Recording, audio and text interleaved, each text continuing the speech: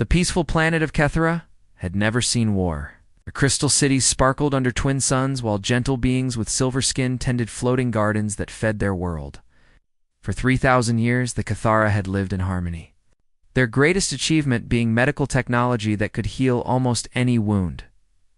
Elder Vashti stood in the communications center, watching the sky turn red. Massive black ships blotted out the suns as the Vector Empire arrived like locusts. These brutal aliens harvested other species for their neural energy, draining entire worlds of life. The Kethara had no weapons, no military, no way to fight. Back. Send the message, Vashti whispered to her aide, tears streaming down her face. Tell the galaxy what's happening here. Far across space, Lieutenant Kim Soo-jin sat alone in the human colonial monitoring station. It was a boring job listening to radio chatter from distant worlds. Most humans thought she was wasting her time scanning empty space. Earth's government barely acknowledged alien life existed, let alone cared about their problems. Soo-jin was drinking her third cup of coffee when the signal came through. At first it was just static and strange sounds, but as she cleaned up the transmission, words began to emerge. Her translation software struggled with the alien language, but the meaning became clear. Help us, the voice pleaded. They came from nowhere. Our children are screaming. Please, if anyone can hear this, they're killing everyone. The Vector are harvesting our people. We have no weapons. We don't know how to fight. Someone, anyone, please help us. Soo-jin's hands shook as she replayed the message. She had never heard such desperation, such pure terror. The alien's voice cracked as explosions echoed in the background. Children were crying. People were dying. She looked at her console, knowing the rules. Earth's colonial command had strict policies about getting involved in alien conflicts. They barely had enough ships to protect human colonies, let alone help strangers across the galaxy. But as she listened to the message again, she thought about her own younger brother back on Earth. This is Lieutenant Kim Soo-jin at Monitoring Station 7. She broadcast on the emergency channel. I'm receiving a distress call from an unknown species. They're under attack and requesting immediate assistance. The response came quickly from her superior. Stand down, Lieutenant. We don't get involved in alien wars. File your report and continue monitoring. Soo-jin stared at her screen as the Kethara signal grew weaker. She could hear the alien's voice fading, probably from exhaustion or worse. In the background, the sounds of destruction continued. Buildings were falling. People were screaming. She made a decision that would change everything, instead of following orders. Soo-jin rerouted the transmission directly to Admiral Lee Do-hoon's personal channel. The Admiral commanded the small human colonial fleet, and she knew he had a reputation for protecting the innocent, even when it went against regulations. As she sent the message, Soo-jin whispered to herself, someone has to care. Ambassador Park. Minho had never felt smaller than he did, walking into the Galactic Council chambers. The massive dome stretched high above him, filled with representatives from hundreds of alien species. Some floated in gravity bubbles, others sat on specialized chairs designed for their unique bodies. The air buzzed with translation devices converting dozens of languages. As Earth's newest representative, Minho was still learning the complex politics of galactic society. Humans were considered barely civilized newcomers, having only discovered faster-than-light travel 50 years ago by reverse engineering a crashed alien ship. Most species barely acknowledged their existence. I request emergency session protocols, Minho announced, his voice echoing in the vast chamber. The Kethara homeworld is under attack by Vector forces. Millions of innocent lives are at stake. Counselor. Vex, a massive reptilian creature with golden scales, turned his ancient eyes toward the human. His species had ruled star systems when Earth was still covered in ice. Ah, yes, the healing species. Unfortunate, but these things happen in the outer regions. Minho pulled up holographic displays showing the distress signals. The images were horrifying, cities burning, families fleeing, children crying as their parents were dragged away by Vector soldiers. These aren't just statistics. These are living beings asking for help. We have the power to save them. A bird-like delegate from the Avian Confederation ruffled her feathers dismissively. The Cathara system is located dangerously close to the Deathworlder sectors. No civilized fleet would risk traveling through that region. Deathworlders? Minho asked, confused by the term. Vex explained with obvious disdain. Primitive species from high-gravity, violent worlds, they solve everything with brutality. The space around their systems is filled with pirates, raiders, and worse, civilized beings avoid those sectors entirely. But that's exactly where the Cathara live, Minho protested. They're trapped between us and the Deathworlder regions. If we don't help them, who will? The chamber filled with alien chatter as species discussed among themselves. Minho watched their faces, or what passed for faces, on some of the stranger species. He saw calculation, fear, and worst of all, indifference. The crystalline delegate from Zephyria spoke in chiming tones. My people sympathize, truly, but we cannot risk our fleets for one small world. The Vector are too dangerous, and the route too treacherous.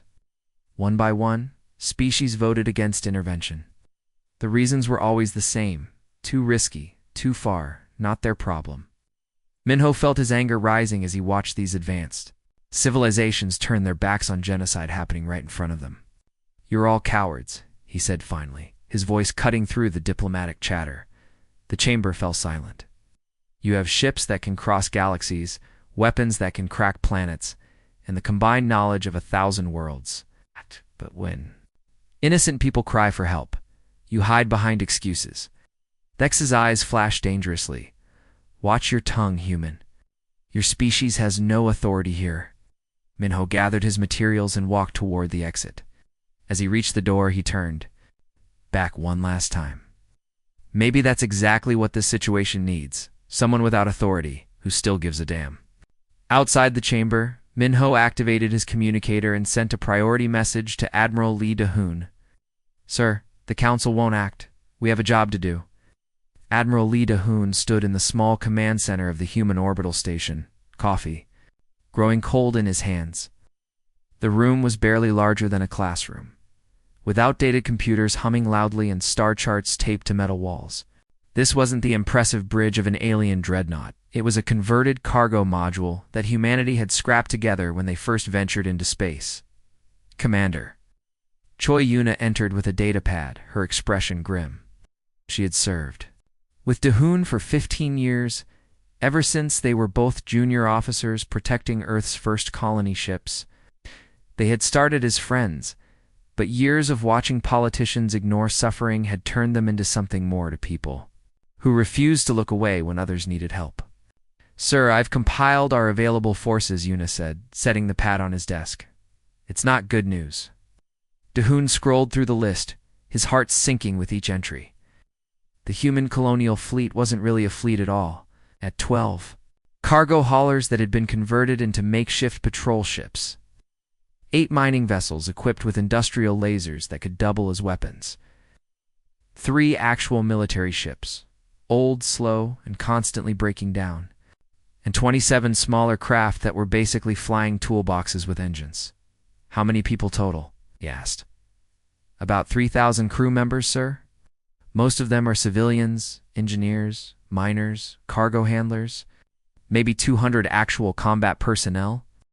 DeHoon walked to the window and stared out at space. In the distance, he could see the Inchen, their largest ship.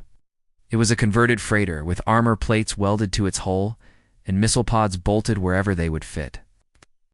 Like exactly what it was, a desperate attempt to turn peaceful ships into instruments of war. The Galactic Council has ships with crews of 50,000, Yuna continued. Energy shields that can deflect asteroids. Weapons that can glass entire planets, and they won't help. What about the Vector forces? Intelligence estimates at least 200 ships, sir. Proper warships with trained soldiers. They've conquered. Dozen of worlds using the same tactics. Overwhelming force and terror. DeHoon sat heavily in his chair. Everything about this was impossible. His tiny fleet against a galactic empire. Converted cargo ships against purpose-built warships. Volunteer. Crews against professional killers. Any sane military commander would file a report and wait for someone else to handle it. But Da-hoon kept hearing Lieutenant Kim Soo-jin's voice from the intercepted transmission, the desperation of the Cathara elder. The sounds of children crying as their world burned. "Sir," Yuna asked quietly, "what are your orders?" Do-hoon looked at the star charts, tracing the route to Cathara space with his finger. It would take them through the dangerous Deathworlder sectors, past pirate territories, and unstable systems. Half his ships might not survive the journey. Even without enemy contact, he thought about his daughter back on Earth, safe in her university dormitory. He thought about his own childhood, growing up during the food wars, when stronger nations had ignored the suffering of weaker ones. Someone had helped then. Someone had cared when it mattered. Da-hoon activated the communication array and began recording. "Cathara vessels. This is Admiral Lee Da-hoon of Human Fleet Command. We received your distress call. I know we're not much to look at, but help is coming. Hold your position. Protect your people. Stay alive. We're on our way." He turned to Una. "Send word to every ship. We launch in 6 hours." Captain Song-gi gripped the controls of the Soul's Pride as space itself seemed to crack open in front of him. Blue lightning danced across the darkness as his ship's hyperspace engine fought to tear a hole between dimensions. The converted freighters shuddered and groaned under the stress, metal plates rattling loose from their welds. Coming out of hyperspace, in 10 seconds, announced his navigator Park So-min, a former cargo pilot who had volunteered when she heard about the mission. "I can see the Cathara system on scanners." Through the bridge windows, Gi-woo watched as stars shifted back to their normal positions, but what he saw when they arrived made his blood run cold. The peaceful planet below was covered in smoke and fire. Massive black ships hung in orbit like vultures, their hulls bristling with weapons designed for one purpose: harvesting living beings. "Dear God," whispered engineer Kim Tae-young from his station. "Look what they've done to that world." The Vector fleet was impressive and terrifying. Sleek warships the size of city blocks floated in perfect formation. Their dark hulls absorbed light, making them look like holes cut in space itself. Energy weapons, charged with an ominous purple glow, ready to destroy anything that challenged them. Then space tore open again. And again, and again. One by one, human ships emerged from hyperspace. The Busan Runner, a mining vessel with drilling lasers converted into weapons. The Daegu Express, a passenger transport now carrying Marines instead of tourists. The Ulsan Hammer, a construction ship whose industrial tools had been turned into improvised cannons. None of them looked like proper warships. They were painted in bright colors: yellow for construction vehicles, red for emergency services, blue for civilian transports. Repair patches covered their hulls where civilian equipment had been removed to make room for weapons. Some ships still had company logos painted on their sides, but they kept coming. Dozens of them, then hundreds. "This is incredible," So-min breathed, watching her scanner. "Sir, I'm counting over 400 human ships. Where did they all come from?" Smiled grimly. He knew the answer. When Admiral Lee had put out the call for volunteers, humans from across the colonies had responded. Cargo pilots had abandoned their shipping runs. Mining crews had left their asteroids. Construction workers had put down their tools and picked up weapons. They weren't soldiers. Most had never fired a shot in anger. But they were human. Humans had a peculiar trait that other species found difficult to understand: they would fight for strangers. The comm system crackled to life with Admiral Lee's voice broadcasting to the entire fleet. "All ships, this is Fleet Command. I see Vector vessels in orbit around Cathara. They're hurting innocent people down there. Children are dying while we speak." Gu felt his crew tense around him. His engineer's hands tightened on his controls. His navigator's jaw set with determination. "I know we don't look like much," the Admiral continued. "We're flying cargo ships and mining rigs. Most of us learned to fight by watching training videos. But we're here, and they're not expecting us." The human fleet spread out in a rough formation, surrounding the Vector forces. It should have been laughable: converted civilian ships, challenging a professional military fleet. All ships, weapons, Free Admiral Lee commanded. Show them what Deathworlders do when someone hurts the innocent. Ji Woo's finger hovered over the firing control. Let's give them hell. Engineer Park Soyoung watched sparks fly from her control panel as another Vector plasma blast tore through the Busan runner's hull. Now the mining ship hadn't been built for combat, and it showed. Atmosphere was venting from 3 different breaches, and half their systems were already offline. Soyoung, I need more power to weapons, shouted Captain Yoon Dae-ho from the bridge. She looked at her displays, calculating quickly. They were already running on backup power after the main reactor took a hit. The elegant Vector dreadnought ahead of them was barely scratched despite taking fire from 6 human ships. Its energy shields shimmered like water, deflecting everything they threw at it. I can give you power, but I'll have to shut down life support, she called back. Do it! Soyoung's hands flew over the controls, rerouting everything they had. Lights dimmed as power flowed to their converted drilling lasers. She could feel the ship's air getting thinner already. But they wouldn't need to breathe much longer anyway. Through her headset, she heard the weapons officer curse in frustration. Still not getting through their shields, Captain? Our lasers just aren't strong enough. Vector weren't even taking the humans seriously. Their return fire was casual, almost lazy. They had been conquering worlds for centuries, facing species with advanced energy weapons and sophisticated tactics. They expected civilized warfare, ships keeping their distance, exchanging polite volleys until one side retreated. They didn't. Expect what Captain Yoon ordered next. All stop. Reverse engines. Ramming speed.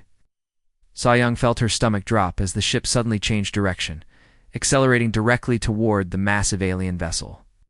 Around the engine room, her crew looked at her with wide eyes. They were miners and engineers, not soldiers. But they didn't hesitate.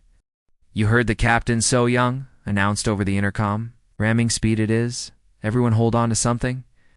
The Busan runner was built to ram through solid rock. Its reinforced hull designed to withstand the crushing pressure of asteroid mining. As it picked up speed, the ship transformed from a clumsy mining vessel into a massive projectile weighing thousands of tons. The Vector dreadnought's weapons turned toward them. Purple energy beams trying to destroy the approaching ship. Ow. But they were too close now, and the human vessel was too tough. Plasma burns scarred the hull, but couldn't stop the inevitable collision. Impact came with a sound like thunder. The Busan runner's reinforced nose punched straight through the alien ship's elegant hull. Crushing delicate systems and sophisticated technology with raw mass and momentum, emergency lights flickered throughout both vessels as they locked together in a deadly embrace. Boarding parties, go. Captain Yoon shouted. Soyoung grabbed her toolkit and joined the rush toward the breach. They didn't have fancy energy weapons or force fields. They carried simple projectile rifles, cutting torches, and industrial tools converted into weapons. Behind her, Mechanic Kim Hozon hefted a plasma welder like a medic. The Vector warriors they encountered inside were tall, graceful beings in flowing robes and energy armor. They moved like dancers, their weapons humming with sophisticated technology. They'd conquered dozens of worlds with elegant precision and overwhelming superiority. But nothing in their experience had prepared them for humans. Soyoung watched. A Vector soldier recoil in horror as Ho Xiang's plasma welder melted through his energy shield like it wasn't there. Another alien fled screaming when engineer Lee Min-soo cornered him with nothing but a crowbar and pure fury. They're running, someone shouted over the chaos. It was true. The elegant Vector, masters of civilized warfare, were retreating from these savage primates who fought with tools and desperation. Marine Sergeant Kim Tae-ho pressed his back against the cold metal wall of the Vector harvester ship, listening to footsteps echoing down the corridor. His squad of 12 Marines huddled behind him, checking their weapons one more time. None of them were professional soldiers. Tae-ho had been a factory security guard just 6 months ago. But when the call came for volunteers, he couldn't ignore it. Remember, we're here for the prisoners, he whispered to his team. Intelligence says they're holding captured Kethra in the lower sections. Private Park Ji-min, a former police officer, peered around the corner. 2 guards at the end of the hall. Sergeant, haven't seen us yet? Tejo nodded and signaled his squad. They moved forward quietly, their boots making soft sounds on the alien deck plating. The Vector ship was beautiful in a terrifying way, smooth, curved walls that seemed to flow like liquid, lighting that shifted from purple to blue without any visible source. Everything was designed to intimidate and impress. The two Vector guards were tall, elegant beings in flowing armor that seemed to be made of living metal. They carried weapons that hummed with energy, confident in their technological superiority. They had been harvesting lesser species for so long that the idea of real resistance seemed impossible. They'd never heard the humans. Coming Tejo's squad moved with the efficiency of people who had trained together for months. Simple projectile weapons fired almost silently, and both guards dropped before they could raise an alarm.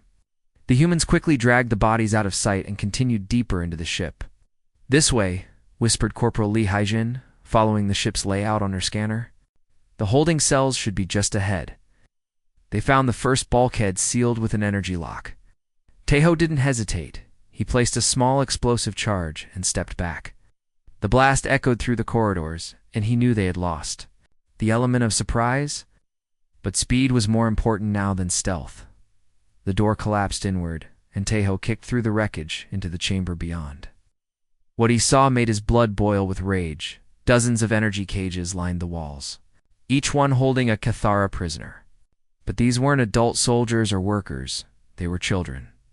The young aliens were small and fragile, with silver skin that seemed to glow faintly in the dim light. Many were crying, their large eyes wide with terror. "Dear God," breathed Private Yoon Sang-wook behind him. "They're just kids." The Cathara youngling shrank back as the humans entered, clearly expecting more violence. Their species had never seen warfare before the Vector invasion. To them, all armed beings looked the same, but then Madik Hanyori pushed past the Marines, her medical bag in hand. She was barely older than some of the prisoners. A volunteer from the Colonial Medical Corps would join the mission because she couldn't bear the thought of children suffering. "It's okay," she said softly, her voice gentle despite the battle.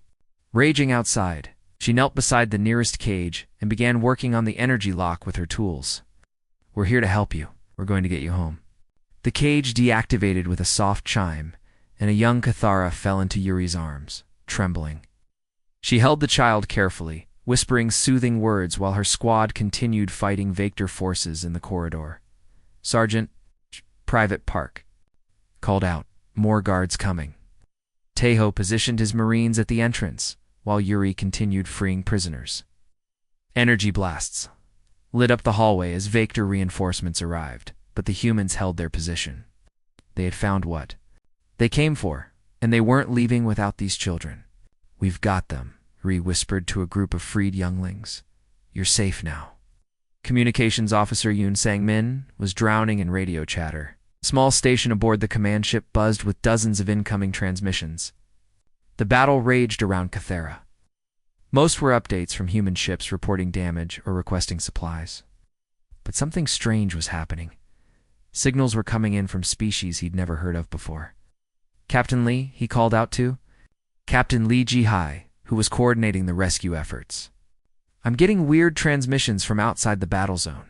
They're not speaking any language in our database." Ji-hai hurried over, her uniform stained with smoke from a recent hull breach. He'd been a cargo ship captain before volunteering.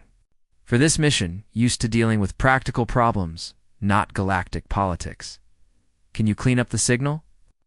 Sangmin adjusted his equipment, filtering out interference from weapon fire and engine noise. Slowly, words began to emerge through his translation software. The voice was harsh and clicking like insects talking. "Human fleet. ... We are Thrax warrior clan. We see your battle. We wish to join your fight." Ji-hai frowned. "Thrax? I've never heard of them. According to the Galactic database, they're classified as a primitive warrior species," Sangmin explained, reading from his screen.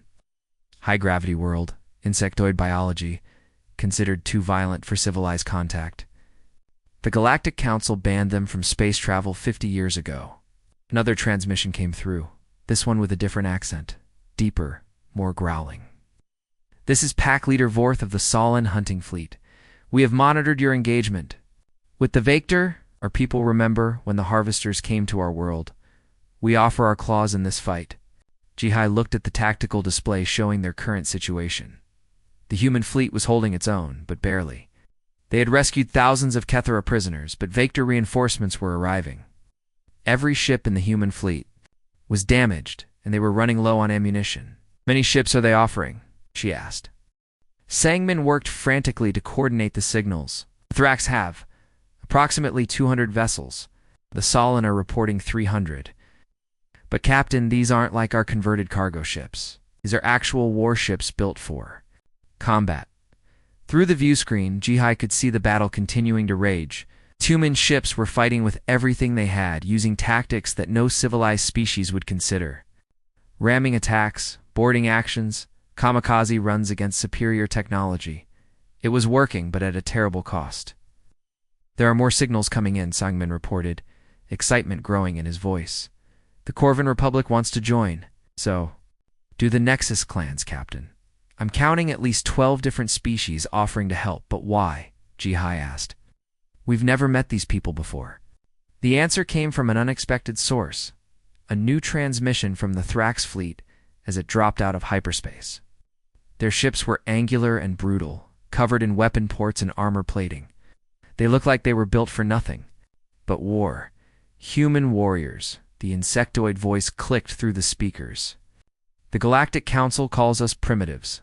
They say we solve problems with violence instead of words. They ban us from their civilized society because we are too dangerous, too aggressive, too willing to fight. Jihai understood immediately. These weren't just random species offering help. These were all the races that the civilized galaxy had rejected, dismissed, or ignored. The warriors, the hunters, the species too violent or primitive for polite society. Today we see humans doing what the Council would not. The Thrax continued, fighting for strangers, bleeding for those who cannot defend themselves. This is not primitive behavior. This is honor. Jihai activated her fleet-wide communication system. All ships, this is Captain Lee Jihai. We're about to have company. Species from across the sector are offering to join our fight. What they look like, or what weapons they use. Any species willing to bleed for strangers is welcome in our fleet. The response was immediate and overwhelming. Across known space, the civilized species watched their sensors in shock as the primitives and rejects of the galaxy united under human leadership. Commander. Park Hyen-woo pulled herself up from the twisted wreckage of her command chair, tasting blood in her mouth. The bridge of the Gwangju Defender was barely recognizable. Control panels sparked and smoked. As the main view screen hung in shattered pieces, and emergency lighting cast everything in an eerie red glow dot around her. The bridge. Crew lay motionless. Lieutenant Kim Dae-young, who had been her navigator for 3 years, was slumped over her station. Engineer Song Min-jae, who always made terrible jokes during tense moments, would never speak again. These weren't just crew members. They were friends, people she had shared meals with, laughed with, trusted with her life. Through the smoke and broken glass, Hyen-woo could see space outside. The last of the massive Vector dreadnoughts was limping away, its elegant hull scarred and burning. Its escort ships followed in retreat, leaving behind a battlefield littered with wreckage from both sides. We won, she whispered to herself, though the word felt hollow. Her communication system crackled to life with damage reports from across the human fleet. The numbers were devastating. The Soul's Pride destroyed in a ramming attack. The Busan Runner lost with all hands. After boarding a harvester ship, the Daegu Express blown apart while evacuating. Xthara. Civilians. Hyen-woo activated her emergency beacon and began compiling the casualty reports. Hundreds of human ships had been destroyed or damaged beyond repair. Thousands of crew members would never return home to Earth or the colonies. Most of them had been civilians, cargo pilots, engineers, miners who had volunteered for a mission they never should have. Survived, but they had saved an entire species from extinction. 2 days. Later, engineer Choi Manesio stood in what used to be the capital city of Cathara. The elegant crystal spires had been reduced to rubble by Vector bombardment, and smoke still rose from the ruins. but the people were alive, and that made all the difference. Minicio wiped sweat from her forehead as she operated a portable fusion cutter, clearing debris so rescue teams could reach trapped survivors. Her construction experience from the asteroid colonies was proving invaluable in coordinating the rebuilding efforts. Carefully now, she called to her team as they lifted a fallen beam.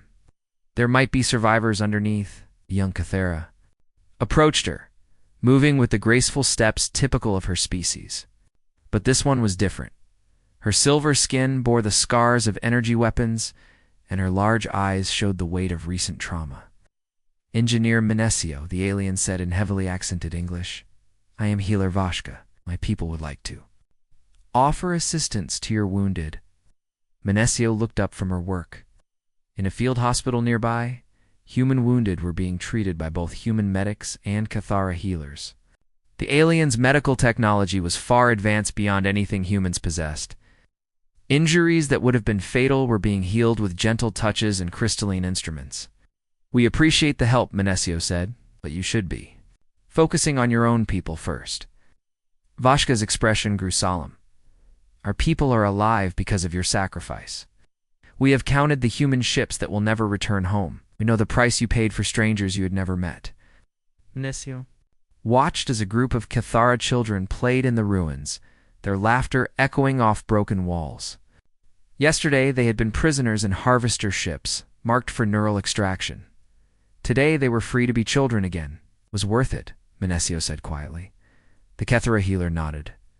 "We will remember when the galaxy forgets this battle.